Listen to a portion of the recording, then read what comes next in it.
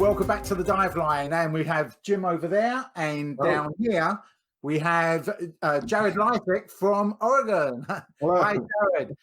This is going to be an intriguing interview. We've really been looking forward to this, Jim and I. We've been talking about it all week, and what you do, Adventures with Purpose, is just fascinating to watch. For those that don't know, you're a treasure hunter, a crime solver, an eco warrior. Yeah, in 2019 alone, you recovered 27 vehicles. Unfortunately, 2 of those did have bodies in, and we'll talk about that a bit later. 6 guns, a tractor, 3 boats, 43 scooters, 38 bikes, and 14,000 tons of garbage, of waste. So 7,000 kilos. Is that right? Or have I got those numbers correct, Jared? I feel like we really held back last year, didn't we? We better step up our game for 2020. Yeah, I've got to say, you've set the bar high. You know what? I'm just one diver. I mean, can you imagine if we had every diver around the world like just doing like even half of that or 10% of that? Like, you know, so many people focus on the oceans. Like, hey, let's save the oceans. We got so many lakes and rivers locally. Let's go save those first. Well, that's the thing, Jared. I mean, how did that start then? How did you get into diving and deciding to jump yourself into a river? Really? It's real simple. Midlife crisis. I think we're all about the same age group here, and that's really what it came down to. Is, you know, I just came out of a bad business deal, and actually went bankrupt for the second time in my life. I built 3 other multi-million-dollar companies, and I was like, you know what? Some of my best years in life was traveling and filming and storytelling and just enjoying, other content creators and the networking and meeting new people. And so I said, you know what? I'm at rock bottom. I got nothing to lose. So let me just get back into filming. And so I started filming for another YouTube buddy of mine, and he told me what he was making on YouTube. And after I picked my jaw back up, I said, well, I can get out from behind the camera and get in front of it. But what am I going to do? Well, I come from the powered paragliding world. That's where you have a fan on your back and a wing over your shoulders, and you can go, you can go fly wherever you want. But there's only so many stories that you can tell with the 2-stroke motor on your back buzzing really loud to where you're in earmuffs alone, and just being a solo vlogger is terrible. So those 2 things in combination made me quickly realize, hey, if I'm going to start a new business and become a YouTuber, that's not the way to do it. And so I saw some other YouTube divers that were getting in the water and cleaning up the environment. And I'm like, you know what? I've got dive gear that's been sitting up on the shelf for the past 10 years that I've not touched. Let me get in the water and just see if they're making this stuff up, or if it's really legit that there's stuff underwater, from cell phones to wallets to garbage. And so that's what I did. I got in the water, and I was just like blown away, because all my previous diving has just been like, hey, let's go diving, as any recreational diver. But when you get in the water with a mission to be like, hey, let's clean up the environment, I quickly set a goal. After that first dive, I set a goal. Hey, let's pick up 2,000 pounds of garbage in the next 3 months. I don't know if we can do it or not. But here's the thing. The moment that I started, I think it took us like 3 or 4 weeks, and we already hit our goal of 2,000. And that was just me soloing it by myself. And by soloing it by myself, what I mean by that is I also included my wife and my daughter in this, to be like, hey, I need somebody to record these adventures. I can record it underwater, but I need somebody to help me tell the story above water. And so that's where the storytelling, all came in, is that if you notice, although I have a diving based network and channel, it really isn't about diving. It's about the storytelling of cleaning up the environment, the getting together with friends and family throughout the day, and just getting out there and having a good time. And that's what it's about. The Adventures with Purpose is not me. It's an adventure with whoever's there that day. Is that a good intro? Is that a good way for us to start this? That's perfect. That's perfect. Yeah. And I'll tell you what's so fascinating about that answer. First of all, it wasn't what I was expecting, because for some reason I envisaged you as a diver that was out diving and had this idea, you know what I'm going to do, or maybe discovered something and it led you in a direction. It's really fascinating that actually it's the opposite. You not been diving for a while and used the diving to start this business. The business was the thought first, and that's incredible. Yeah, and when I got into this, it was, if you look at my colors, red, white, and blue, several countries use the colors red, white, and blue. Symbolically, it's patriotic. And so that's why I use that in my logo and everything else. The second thing was to form a tribe. This is not about me. It's about bringing people together. And the more people you can bring together, that they now feel a connection to it and a movement. And that's really what this has become. This is not the Jared Leisek Adventures Diving Show. This is the Adventures with Purpose, that people can say, I'm a part of Adventures with Purpose. I'm part of the dive team. I'm part of the adventure. I'm part of the ground support. I'm part of the camera crew. That everybody that comes out is 100% volunteer. We have never paid anybody for any of their services to be there.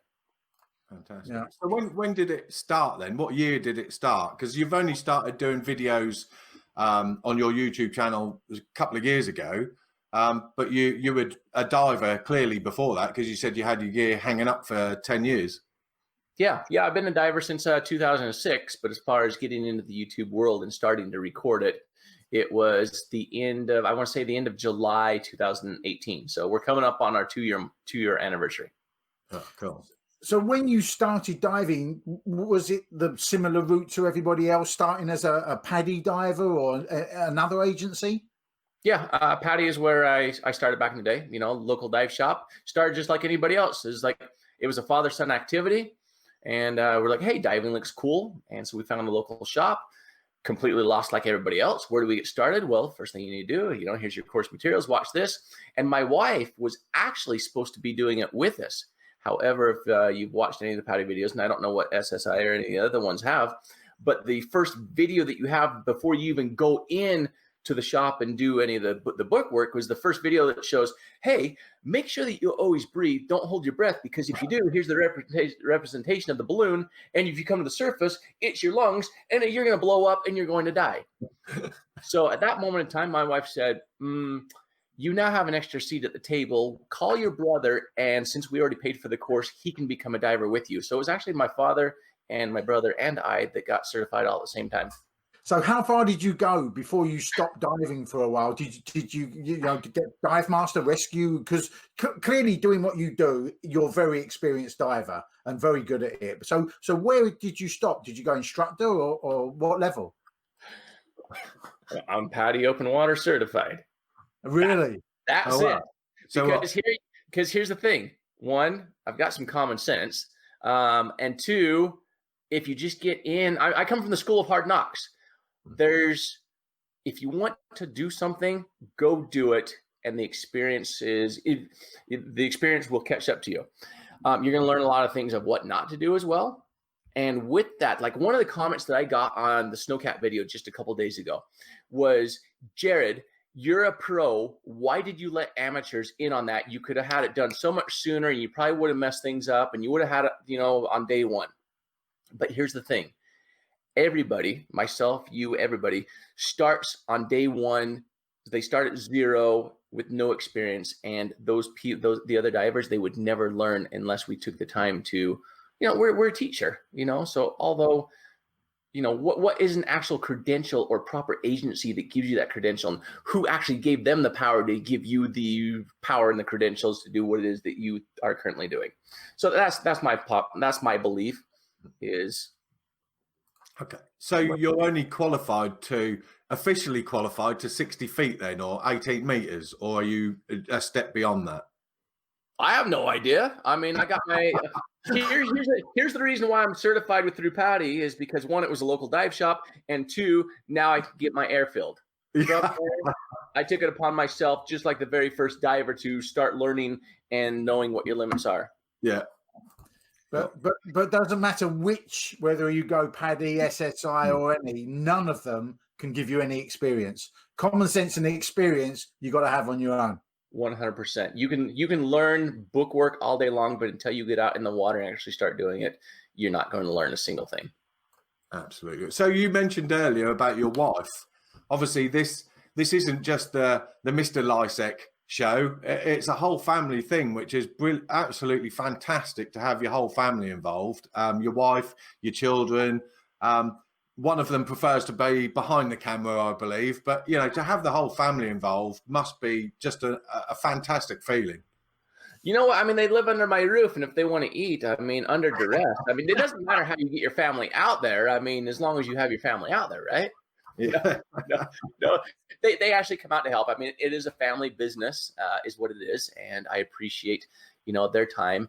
They do have their own lives and prefer to do other things, and so as we have grown, and there's been more middle-aged and older gentlemen that have been out there, you will notice that they are there less and less because they have the saying of, "Dad, I really don't want to hang out with a bunch of middle-aged dudes." And I respect that. And, you know, she's old enough to make her own decisions. Hey, we're middle-aged, but we're cool. That's what I tell her too. I said, who else would you want to hang out with than your dad and his buddies? Come on now. Well, hey, look, 380,000 subscribers, and us two think you're pretty cool. So, you know. Hang on a minute. I'm cottoning onto the entrepreneurial spirit. You just saw cheap labor. I know what's going on here. No, trust me. I paid very well for her in the beginning. You know, I told her, I said, this is a family startup.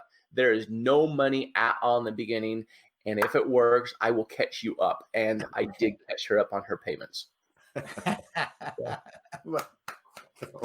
Good for you. Hey guys, make sure you stay tuned, because coming up in part 2 and part 3, we're going to be talking about more detail as to how Jared ran across his first car, how he turned this into a real environmental cleanup effort, the involvement along the way, some of the stuff that he has coming up across as he's making plans to do a 1-month-long cross-country travel adventure, as well as, you know, some helicopters, a snowcat, some boats he has coming up. You are not going to want to miss the other 2 parts of this series.